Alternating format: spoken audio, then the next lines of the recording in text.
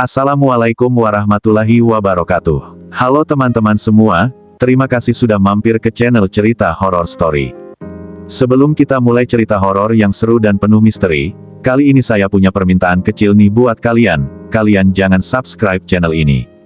Kalian jangan subscribe channel ini, tapi kalau kalian suka dengan konten ini saya akan sangat senang kalau kalian menuliskan Waalaikumsalam di kolom komentar.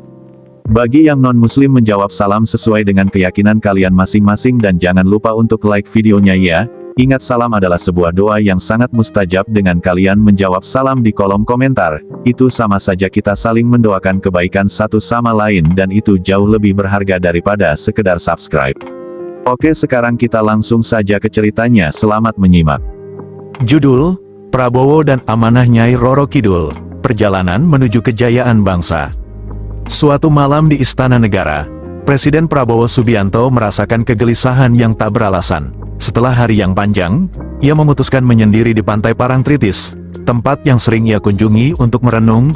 Di bawah sinar bulan purnama, deburan ombak dan angin laut menciptakan suasana misterius. Pikiran Prabowo dipenuhi dengan permasalahan bangsa, kemiskinan, korupsi, dan perpecahan sosial.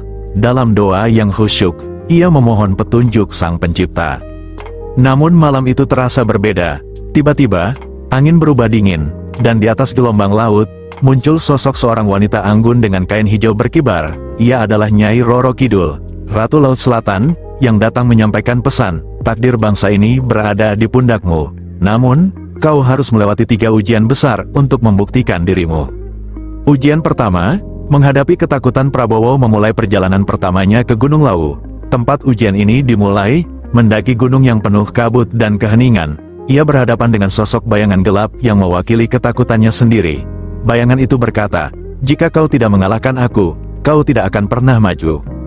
Dengan keberanian yang luar biasa, Prabowo menghadapi ketakutan itu, berjuang melawan keraguan dalam dirinya.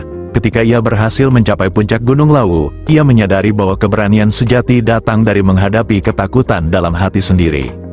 Ujian kedua, menyatukan bangsa. Ujian berikutnya menuntut Prabowo untuk menyatukan bangsa Indonesia yang terpecah. Ia mengunjungi daerah-daerah yang paling terdampak konflik sosial, seperti Papua dan Aceh, mendengarkan keluhan masyarakat. Ia menyadari bahwa persatuan tidak dapat dicapai melalui kekuatan, melainkan ketulusan hati.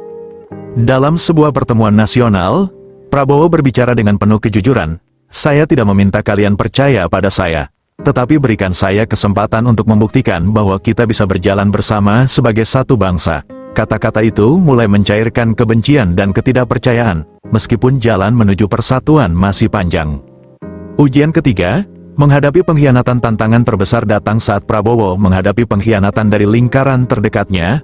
Beberapa pejabat tinggi ternyata bersekongkol dengan pihak asing untuk melemahkan negara.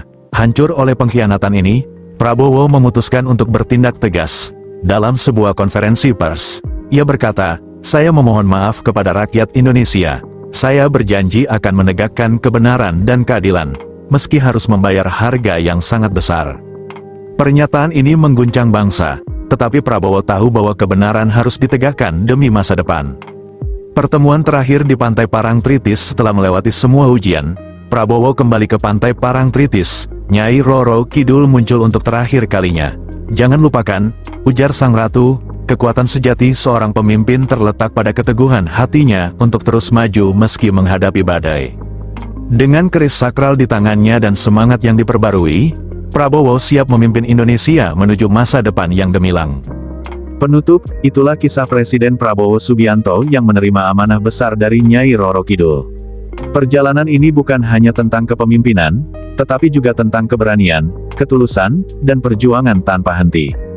Bagaimana menurut kalian? Apakah ujian seperti ini yang dibutuhkan untuk menjadi pemimpin sejati? Tulis pendapat kalian di kolom komentar, dan jangan lupa like, share, dan subscribe untuk cerita inspiratif lainnya.